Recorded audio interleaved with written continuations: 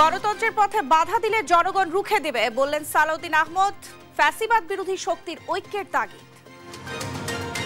আগামী সংসদ নির্বাচন পিআর পদ্ধতিতে অনুষ্ঠিত হবে, দেশের জনগণ এটি গ্রহণ করবেন মন্তব্য মিয়া গোলাম পরোয়ারের। জনগণ নির্বাচনমুখী হলে কেউ বন্ধ করতে পারবে না মন্তব্য স্বরাষ্ট্র উপদেষ্টার। প্রধান উপদেষ্টার ঘোষিত তারিখেই নির্বাচন। দেশের কল্যাণে ত্রয়োদশ জাতীয় নির্বাচন ফেব্রুয়ারিতেই হওয়া উচিত মন্তব্য বদিউল আলমের। অংশগ্রহণমূলক করার তাগিদ। উজানের ঢলে প্লাবিত সিরাজগঞ্জ মুন্সিগঞ্জের নিম্নাঞ্চল, আতঙ্কের দিন কাটছে পানিবন্দী মানুষ। জামালপুর কুড়িগ্রামে উন্নতি। সারা দেশে উদযাপন করা হচ্ছে শুভ জন্মাষ্টমী। দুষ্টের দমন ও শিষ্টের লালন করতে পৃথিবীতে আবির্ভূত হন ভগবান শ্রীকৃষ্ণ। এবং আলাস্কায় ট্রাম্প পুতিনের নিষ্ফল বৈঠক, পুতিনকে বিজয়ী হিসেবে দেখছেন কেউ কেউ। অগ্রগতির দাবি মার্কিন প্রেসিডেন্ট।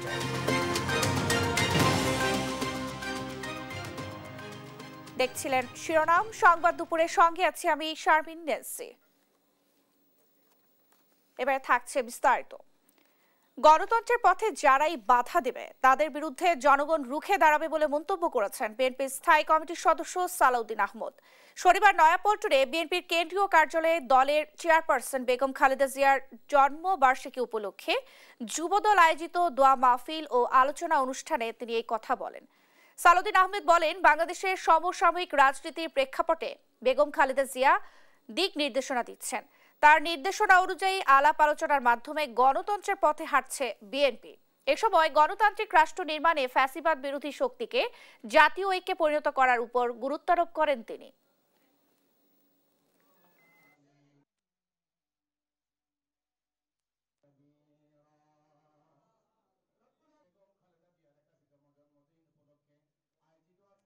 বাংলাদেশের মানুষ গণতন্ত্রের জন্য প্রয়োগের জন্য তারা সংকল্পবদ্ধ। এর বিপক্ষে যারাই দিবে নিয়ে কোন ধরনের বক্তব্য, যে রকমের প্রযুক্তি উত্থাপন করে গণতন্ত্রের এই যাত্রাপথকে কণ্ঠকাঠিন্য করতে চাইবে, তাদের বিরুদ্ধে বাংলাদেশের জনগণ রুখে দাঁড়াবে। আগামী সংসদ নির্বাচন পিআর পদ্ধতিতে অনুষ্ঠিত হবে এবং দেশের জনগণ এটি গ্রহণ করবেন বলে মন্তব্য করেন নড়াইলে জামায়াত ইসলামের সেক্রেটারি জেনারেল অধ্যাপক মিয়া গোলাম পরোয়ার। শনিবার জেলা জামায়াত ইসলামের লিডারশিপ প্রশিক্ষণের উদ্বোধনকালে তিনি কথা বলেন। তিনি বলেন, পিআর পদ্ধতি নতুন নয়, এটি অবাধ ও সুষ্ঠু নির্বাচনের জন্য গ্রহণযোগ্য ও নিরপেক্ষ। তিনি আরো বলেন, জামায়াত ইসলামী নতুন করে পিআর পদ্ধতি চাইছে না। সাবেক আমির অধ্যাপক গোলাম আজম বলেন, নির্বাচন অবাধ ও সুষ্ঠু করতে দুটি পদ্ধতি আছে, তত্ত্বাবধায়ক সরকার এবং পিআর পদ্ধতি। যেভাবে তত্ত্বাবধায়ক সরকার প্রতিষ্ঠিত হয়েছে, তেমনি সব দলের অংশগ্রহণ নিশ্চিত করতে পিআর পদ্ধতি চালু হবে। তিনি উল্লেখ করেন, পৃথিবীতে যতগুলো নির্বাচন পদ্ধতি আছে তার মধ্যে পিআর সবচেয়ে গ্রহণযোগ্য ও নিরপেক্ষ এবং এটি 91টি দেশে চালু রয়েছে।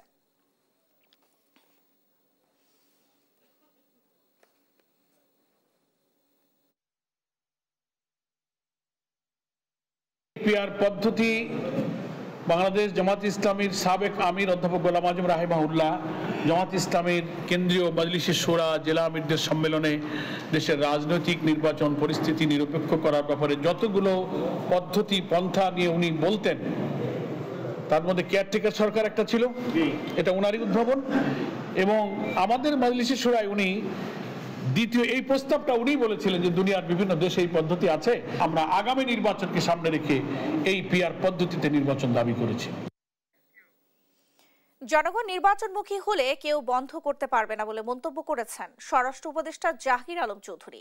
শনিবার সকালে রাজধানীর মোহাম্মদপুর কৃষি মার্কেট পরিদর্শন শেষে এই মন্তব্য করেন তিনি। জানান, প্রধান উপদেষ্টা ডক্টর মোহাম্মদ ইউনূসের ঘোষিত তারিখেই নির্বাচন হবে।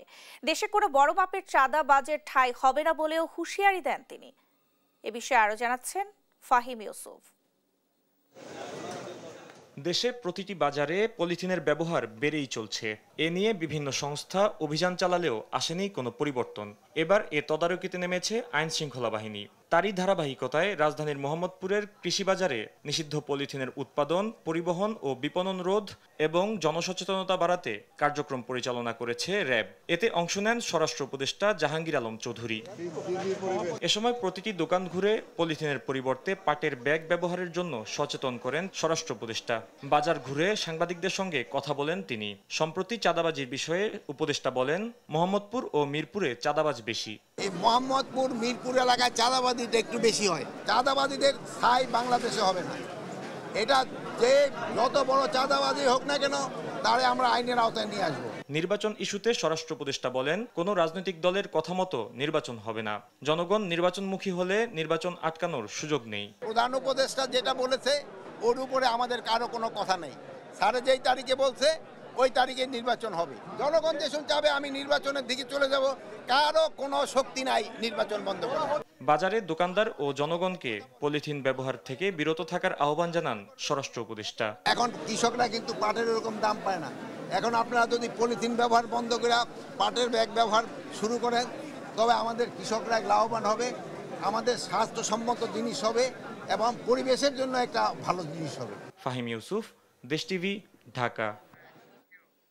দেশের কল্যাণে ত্রয়োদশ জাতীয় নির্বাচন ফেব্রুয়ারিতে হওয়া উচিত বলে মন্তব্য করেছেন নির্বাচন ব্যবস্থা সংস্কার কমিশনের প্রধান বদিউল আলম মজুমদার। শনিবার সকালে ডিবেট ফর ডেমোক্রেসি আয়োজিত ছায়া সংসদে কথা বলেন তিনি। বলেন, আওয়ামী লীগ ছাড়া নির্বাচন অংশগ্রহণমূলক হবে কিনা তা সময় বলে দেবে। তৌফিক মাহমুদ মুন্নার রিপোর্ট।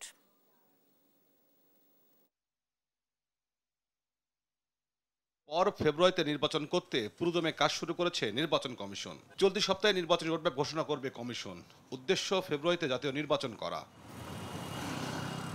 এমন বাস্তবতায় শনিবার সকালে এফডিসিতে ডিবেট ফর ডেমোক্রেসি আয়োজন করে ছায়া সংসদ। এতে প্রধান অতিথি হিসেবে যোগ দেন নির্বাচন ব্যবস্থা সংস্কার কমিশনের প্রধান বদিউল আলম মজুমদার। কথা বলেন আগামী জাতীয় নির্বাচন নিয়ে।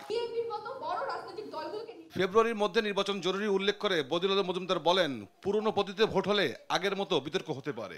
আমি তো দেখছি না কোনো অনিশ্চয়তা। নির্বাচন হইতে হবে এবং ফেব্রুয়ারির মধ্যে নির্বাচন হওয়াটা জরুরি।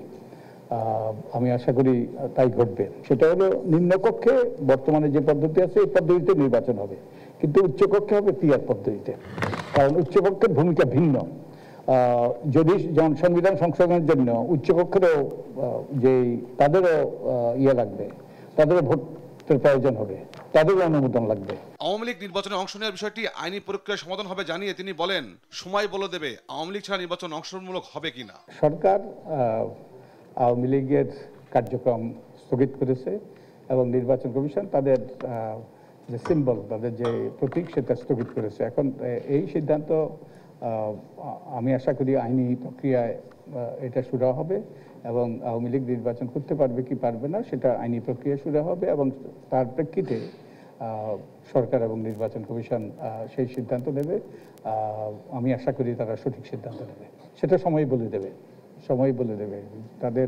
তারা যদি যে আইনি প্রক্রিয়া কি সিদ্ধান্ত হয় তার প্রেক্ষিতে এটা সেই মতামত দেওয়া যাবে। তিনি আরো বলেন, আগামী জাতীয় নির্বাচন সুষ্ঠু করতে সবকিছুই করতে পারে নির্বাচন কমিশন। যে এজিস্ট্যান্ট রিটার্নিং অফিসার হয়। তৌফিক মাহমুদ মুন্না, দেশ টিভি, ঢাকা। রাজশাহীর কাদিরগঞ্জ এলাকায় সাবেক মেয়র AHM খায়রুজ্জামান লিটনের চাচাতো ভাই মুন্তাসিরুল অনিন্দের পরিচালিত ডক্টর ইংলিশ কোচিং সেন্টার থেকে বিপুল পরিমাণ অস্ত্র, বিস্ফোরক তৈরির সরঞ্জাম উদ্ধার করেছে সেনাবাহিনী। শনিবার সকাল থেকে সেনাবাহিনীর 40 ইস্ট বেঙ্গলের একটি দল প্রতিষ্ঠানটি ঘিরে রাখে।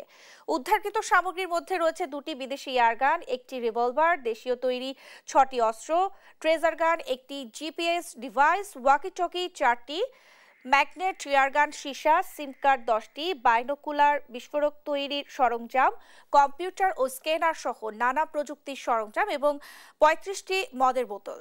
বর্তমানে অস্ত্রের সন্ধানে পুকুরে নেমেছে ডুবুরি দল। দর্শক, ঘটনাস্থলে আছেন সহকর্মী কাজী শাহেদ, সেখান থেকে সরাসরি যুক্ত হচ্ছেন তিনি। শাহেদ, অভিযানের সর্বশেষ পরিস্থিতি এবং সেখানে কাউকে আটক করা হয়েছে কিনা জানাবেন। হ্যাঁ, ধন্যবাদ ন্যান্সি। ইতিমধ্যেই অস্ত্রের সন্ধানে যে অভিযানটি চালানো হচ্ছে পুকুরে এবং ডুবুরি দল সেখানে নেমেছে। আমরা একটু ক্যামেরা চোখে দর্শকদের দেখাতে চাই। সকাল থেকেই ডক্টরস ইংলিশ যে কোচিং সেন্টারটি আছে সেখানে সেনা সদস্যরা অভিযান চালিয়েছিলেন। এখান থেকে বিপুল পরিমাণ অস্ত্র উদ্ধার করা হয়েছে। এছাড়া আমরা দেখেছি যে কিছুক্ষণ আগে একটি বোমার বিস্ফোরণও ঘটানো হয়েছে। সেনা সদস্যরা যেটি বলছেন যে। শাহেদ, আপনাকে ধন্যবাদ। দর্শক, রাজশাহী থেকে আমাদের সঙ্গে যুক্ত হয়েছিলেন সহকর্মী কাজী শাহেদ। খুলনার রূপসা উপজেলার কৃষি ব্যাংকের লকার ভেঙে প্রায় 16 লাখ টাকা লুট করে নিয়েছে দুর্বৃত্তরা। শুক্রবার রাতে এই ঘটনা ঘটে। দুর্বৃত্তদের শনাক্ত করা না গেলেও জিজ্ঞাসাবাদের জন্য 3 নিরাপত্তা কর্মীকে হেফাজতে নিয়েছে পুলিশ। সহকর্মীর পাঠানো তথ্য ছবিতে আরো জানাচ্ছেন শামীম হোসেন। খুলনায় বাংলাদেশ কৃষি ব্যাংক রূপসাঘাট শাখার দরজার তালা ও ভল্ট ভেঙে প্রায় 16 লাখ টাকা লুটে নেয় দুর্বৃত্তরা। এর সঙ্গে জড়িতদের এখনো শনাক্ত করতে পারেনি পুলিশ। শুক্রবার রাত 10টার দিকে নিরাপত্তা প্রহরী ব্যাংকের মূল গেটের কলাপসিবল গেটের তালা কাটা দেখে চিৎকার করতে থাকেন। তার চিৎকার শুনে স্থানীয়রা এগিয়ে এসে ঘটনাটি রূপসা থানাকে জানায়। চুরি ডাকাতি ছিনতাইয়ের খবর পাওয়া যাচ্ছে এবং বিভিন্ন জায়গায় এগুলা ঘটতেছে অহরহ। যে এর ভিতরে একটা ব্যাংকও চুরি হয়েছে, ডাকাতি হয়েছে, আপনারা হয়তো জানেন। তো আমরা চাই যে অভিযানগুলো চলতেছে এগুলো আরো একটু কঠোর হোক। ব্যাংকের ম্যানেজার কামরুল ইসলাম জানান, রাত 10টার দিকে তিনি টাকা চুরির ঘটনা জানতে পারেন। ভল্টে 16 লাখ টাকার একটু বেশি টাকা ছিল। বর্তমানে তারা 1400 টাকা পেয়েছেন। আমাকে 10টা 17 ফোন দিয়েছে একটা সিকিউরিটি, তখন আমি আসছি। আসার পরেই দেখতেছি আপনারা যেটা দেখতেছেন 16,16,000 টাকা ছিল। মানে 1500 টাকা আছে, 1420 টাকা আছে, আর নাই, সব নিয়ে গেছে। সিকিউরিটি তো 3 জন 8 ঘন্টা পর পর থাকার কথা, কারণ ওরা তো দেখতেছে যে ওরা হয়তো বা ছিল না।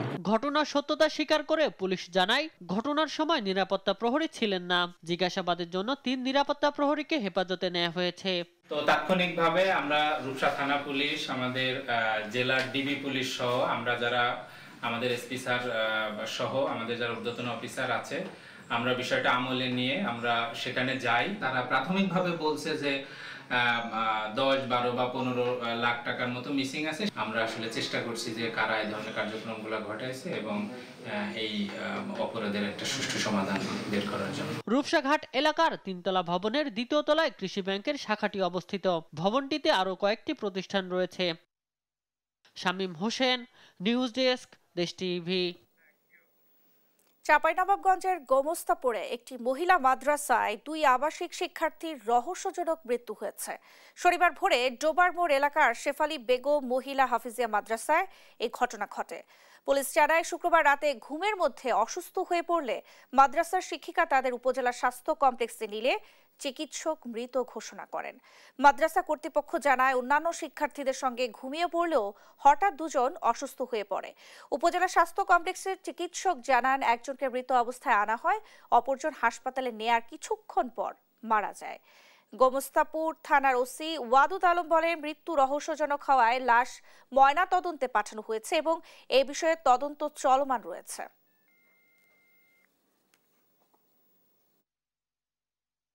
ডেকেছে পাশের রুম থেকে, ডেকে দেখছে শিক্ষক যে এই অবস্থা। তখন ওই বাচ্চাটাকে কোলে নিয়ে নিয়েছে। কোলে নেওয়ার পরেই আমাকে ফোন দিয়েছে যে দাদা এই অবস্থা। তখন আমি সাথে সাথে এসে দেখি যে একটা বাচ্চাকে কোলে নিয়ে আছে আর একটা পাশে ঘুমাইছে, মানে শুতে আছে। দিয়ে ওনাকে নিয়ে এই রহনপুর মেডিকেলে নিয়ে আসার পর চিকিৎসকের সামনেই 2 জনেই মেডিকেল। ঢাকার বনানীতে সীসা লাউঞ্জের সিটে বসা নিয়ে সামান্য বিবাদেই খুন করা হয় রাহাত হোসেন রাব্বিকে। 14 আগস্ট ভোরে 360 সীসা বারে ছুরিকাঘাতে আহত হয়ে মারা যান তিনি।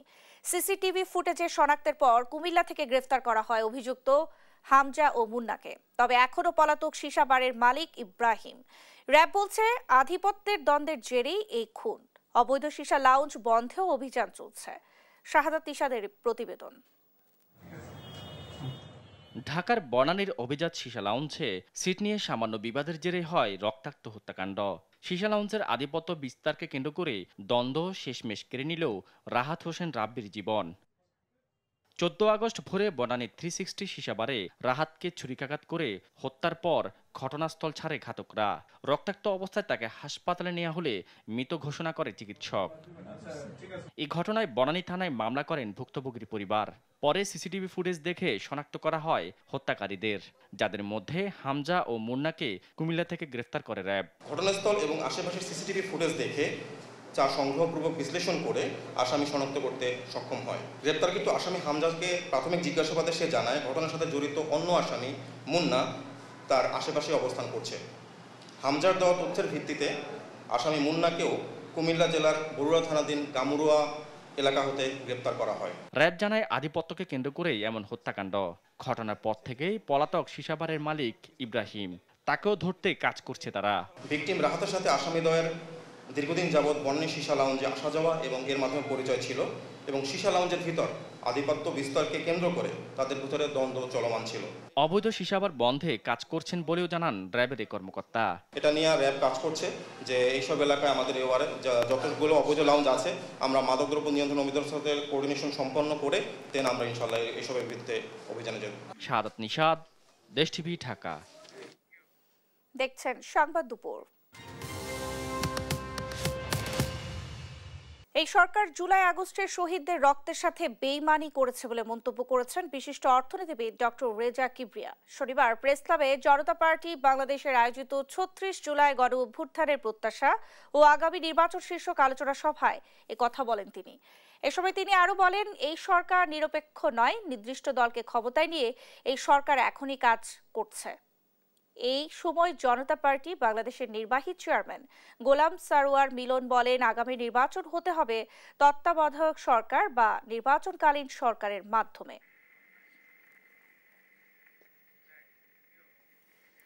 চট্টগ্রাম থেকে ঢাকায় পাইপলাইনের মাধ্যমে জ্বালানি তেল পরিবহন আনুষ্ঠানিকভাবে শুরু হচ্ছে আজ। চট্টগ্রামের পতেঙ্গায় প্রকল্পটি উদ্বোধন করেছেন বিদ্যুৎ, জ্বালানি ও খনিজ সম্পদ মন্ত্রণালয়ের উপদেষ্টা মোহাম্মদ ফাউজুল কবির খান। পাইপলাইনের মাধ্যমে সরবরাহ চালু হলে বছরে 236 কোটি টাকা সাশ্রয় সম্ভব বলে জানান প্রকল্প পরিচালক। পাইপলাইনে স্বল্প সময়ে ও দ্রুত গতিতে জ্বালানি সরবরাহ করা যাবে। প্রতিকূল আবহাওয়া ও প্রাকৃতিক দুর্যোগেও পরিবহন সম্ভব হবে। এতে পরিবেশ দূষণ ও সিস্টেম লসও কমবে। 2016 সালে প্রকল্পটি হাতে নেয় বাংলাদেশ পেট্রোলিয়াম কর্পোরেশন। তবে কাজ শুরু হয় 2018 সালে এবং 3 দফা মেয়াদ বাড়ানোর পর এই বছরের মার্চে এর নির্মাণ কাজ শেষ হয়।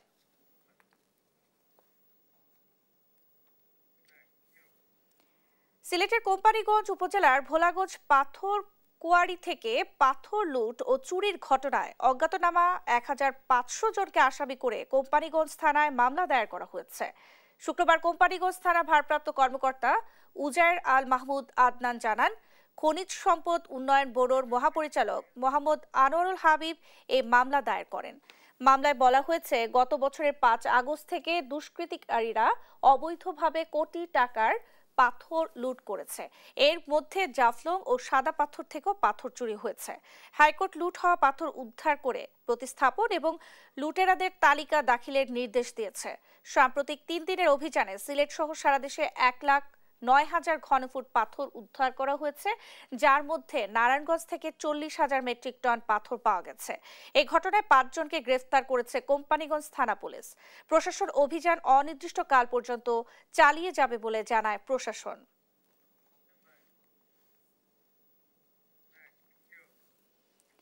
শুভ জন্মাষ্টমী আজ।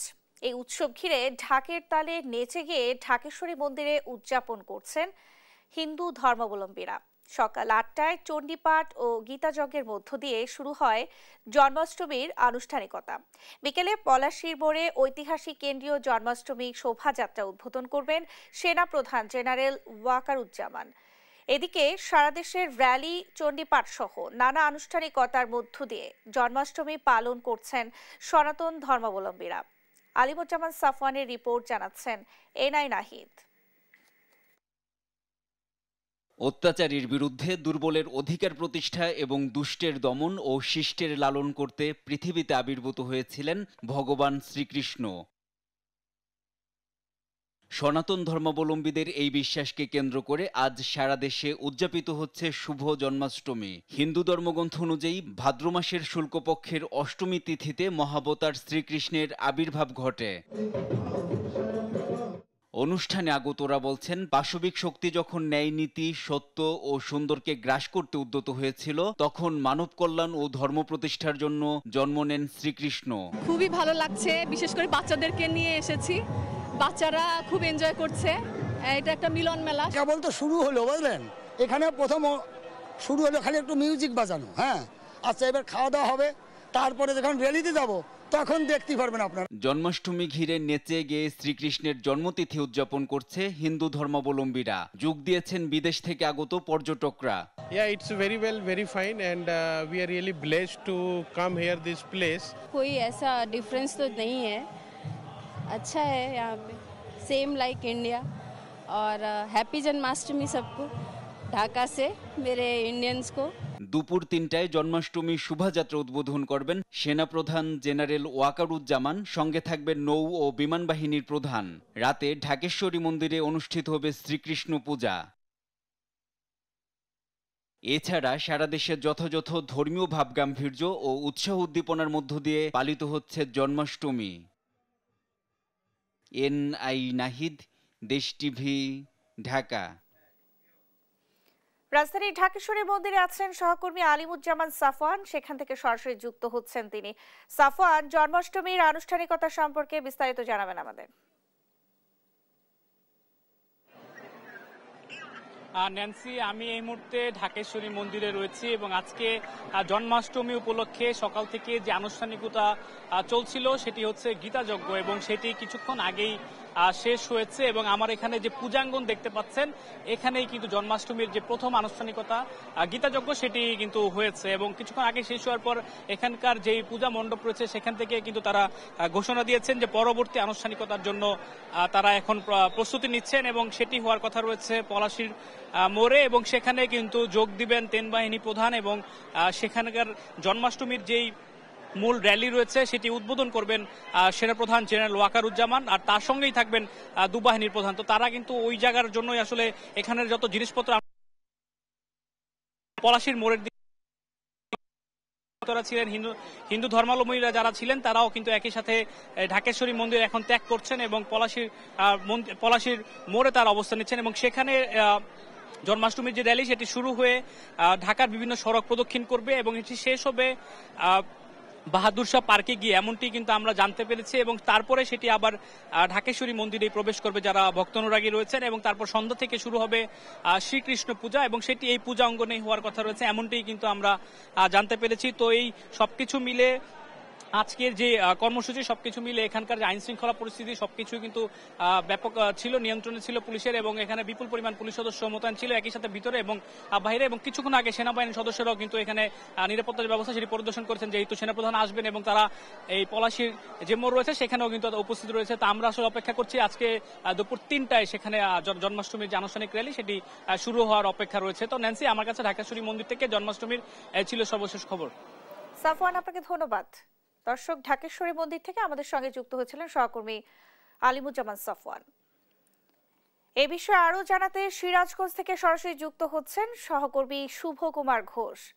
শুভ, উৎসব ঘিরে কি ধরনের আয়োজন থাকছে আমাদেরকে জানাবেন।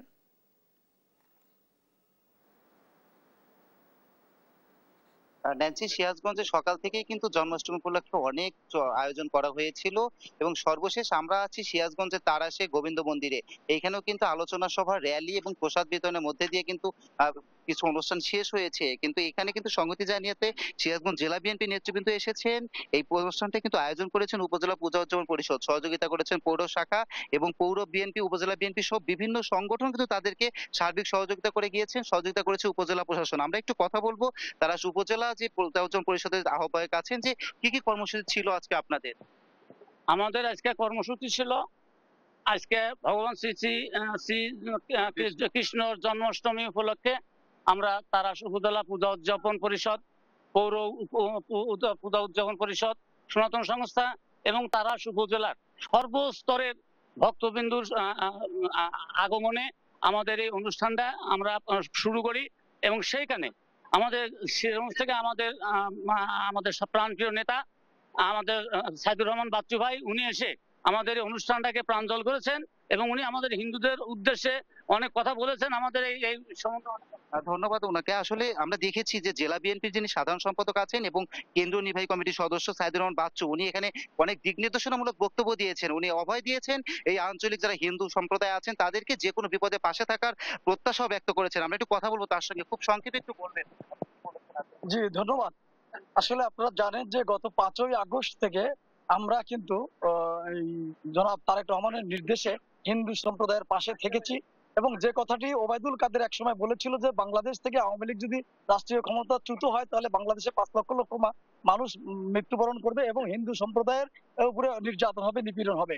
আমরা কিন্তু বিএনপির নেতৃত্বে পাহারা দিয়েছি এবং কোনো হিন্দু সম্প্রদায়ের কোনো সম্পত্তি যেন নষ্ট না হয়, কোনো মন্দিরে আঘাত করা না হয়। এবং আজকে কিন্তু শ্রীকৃষ্ণের জন্ম অষ্টমী, আমরা এটার মধ্য দিয়ে জানান দিয়েছি যে বাংলাদেশ হচ্ছে অসাম্প্রদায়িক চেতনার দেশ, বিশেষ করে সিরাজগঞ্জ অসাম্প্রদায়িক চেতনার সিরাজগঞ্জ। আমরা সকলে মিলেমিশে সিরাজগঞ্জে থাকতে চাই।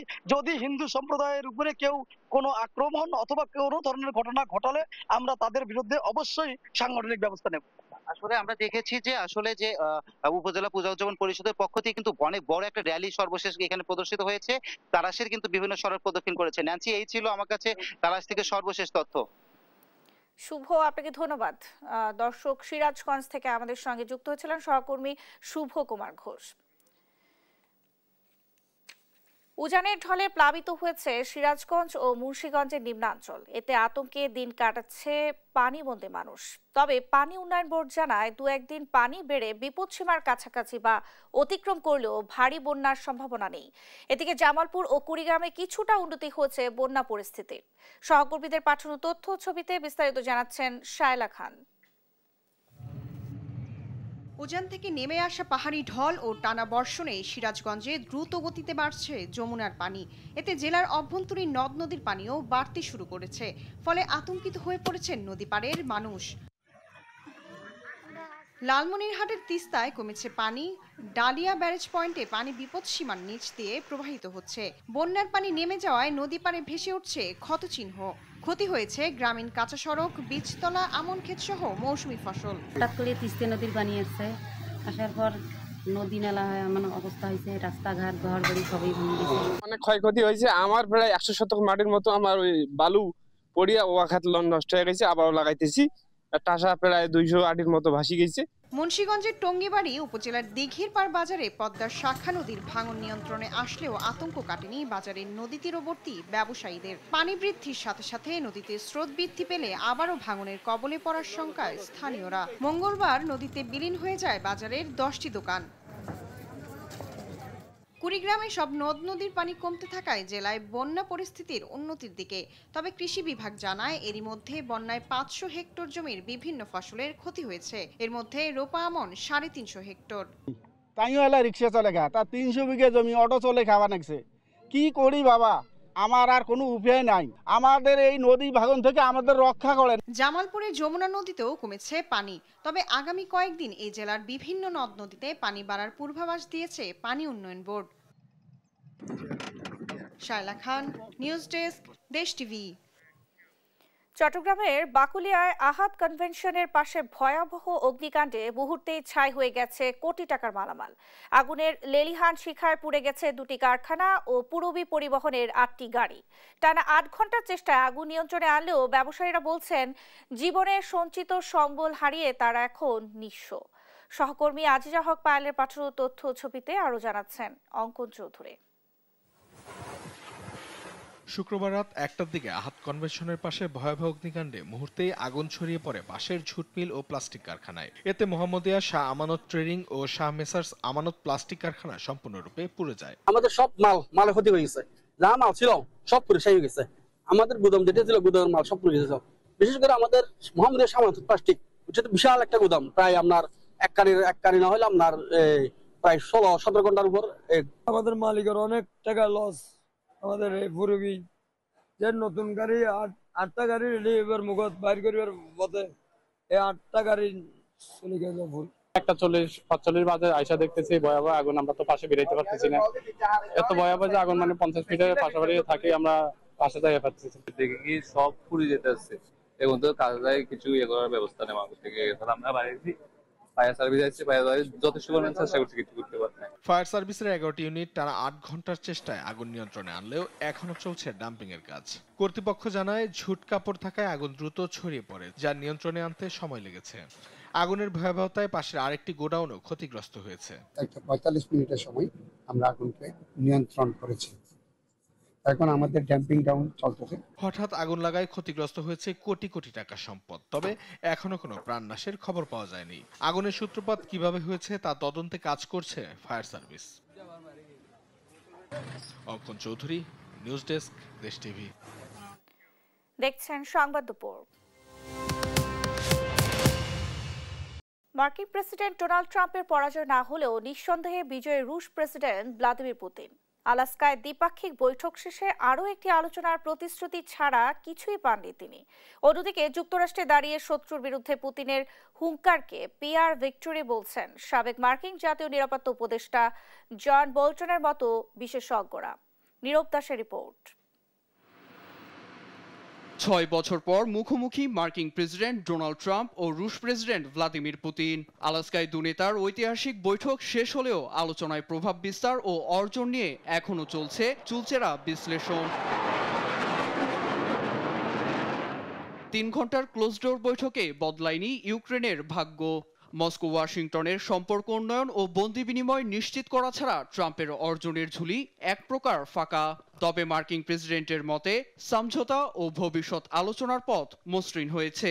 বৈঠকের আগে ট্রাম্পের এত হুমকি ধমকির পর পুতিনের সঙ্গে আলাপকে জয় বা পরাজয় কোনোটাই বলতে চান না ট্রাম্প প্রশাসনের সাবেক জাতীয় নিরাপত্তা উপদেষ্টা জন বোল্টন।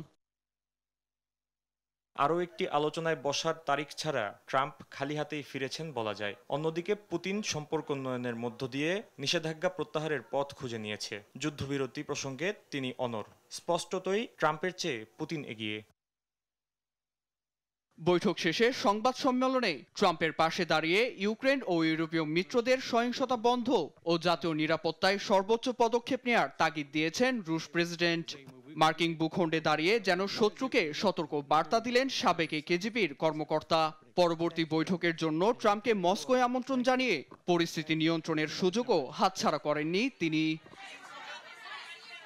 শীর্ষ বৈঠকে ঢাকা পড়েছে পারমাণবিক অস্ত্র নিয়ন্ত্রণ চুক্তি ও মার্কিন নিষেধাজ্ঞা প্রত্যাহার। তবে মার্কিন ভূখণ্ডে দাঁড়িয়ে প্রেসিডেন্ট পুতিনের কৌশলী আচরণকে পিআর ভিক্টরের সঙ্গে তুলনা করেছেন ব্রিটিশ সংবাদ মাধ্যম দ্য গার্ডিয়ানের বিশ্লেষক জাস্টিন ম্যাককিউরি। নীরব দাস, নিউজ ডেস্ক, দেশ টিভি। ভারী বর্ষণে আকস্মিক বন্যার কবলে পাকিস্তানের উত্তরাঞ্চল। খাইবার পাখতুনখোয়া, গিলগিট বালতিস্তান ও আজাদ কাশ্মীরে বন্যা ও ভূমিধস ভয়াবহ পরিস্থিতি। প্রাণহানি ছাড়িয়ে ৩০০, একাধিক স্থানে বিচ্ছিন্ন যোগাযোগ ব্যবস্থা। ফাতেমা তাসনিমের রিপোর্ট। প্রবল বেগে বয়ে চলা এই স্রোত পাকিস্তানের উত্তরাঞ্চলের খাইবার পাখতুনখোয়ায় উজান থেকে নেমে আসা ঢলে ভাসিয়ে নিচ্ছে সবকিছুই। বৃহস্পতিবার থেকে শুরু হওয়া ভারী বর্ষণে এমন ভয়াবহ পরিস্থিতি প্রদেশটির মালকান্দা বিভাগে। দেখা দিয়েছে আকস্মিক বন্যা। এমন দুর্যোগে দুদিনেই প্রাণ হারিয়েছে কয়েকশো মানুষ। আহতদের নেওয়া হয়েছে হাসপাতালে। শুক্রবার আকস্মিক বন্যা ও ভূমিধস শুরু হয় খাইবার পাখতুনখোয়া, গিলগিত বালতিস্তান ও আজাদ কাশ্মীরে। পরিস্থিতি উন্নতি না হলে বাড়বে হতাহত। বন্যায় আটকে পড়াদের উদ্ধারে নেমেছে প্রশাসন। দুর্যোগ ব্যবস্থাপনা কর্তৃপক্ষ বলছে ভূমিধসের কারণে ক্ষতিগ্রস্ত শতাধিক বসতি। অনেক বাড়ি আছে যেগুলো এক মুহূর্তেই চোখের সামনে ভেসে গেছে। বানের তোড়ে বিভিন্ন স্থানে বন্ধ যোগাযোগ ব্যবস্থাও। ক্ষতিগ্রস্ত বেশ কিছু গুরুত্বপূর্ণ মোবাইল টাওয়ার। এমনকি বিদ্যুৎ সংযোগ বিচ্ছিন্ন হয়ে বিপদে বহু মানুষ। এদিকে আজাদ কাশ্মীরে ত্রাণ সরবরাহের সময় হেলিকপ্টার বিধ্বস্ত হয়ে মারা গেছেন 5 আরোহী। সব মিলিয়ে জনজীবনে ভোগান্তি চরমে। এ পরিস্থিতিতে তার প্রশাসনের সঙ্গে জরুরি বৈঠকে বসেন পাকিস্তান প্রধানমন্ত্রী শেহবাজ শরীফ। সার্বিক পরিস্থিতি বিবেচনায় উদ্ধার ও ত্রাণ কার্যক্রম জোরদারের নির্দেশ দিয়েছেন। ফাতেমা তাসনিম, নিউজ ডেস্ক, দেশ টিভি। দেখছেন সংবাদ দুপুর।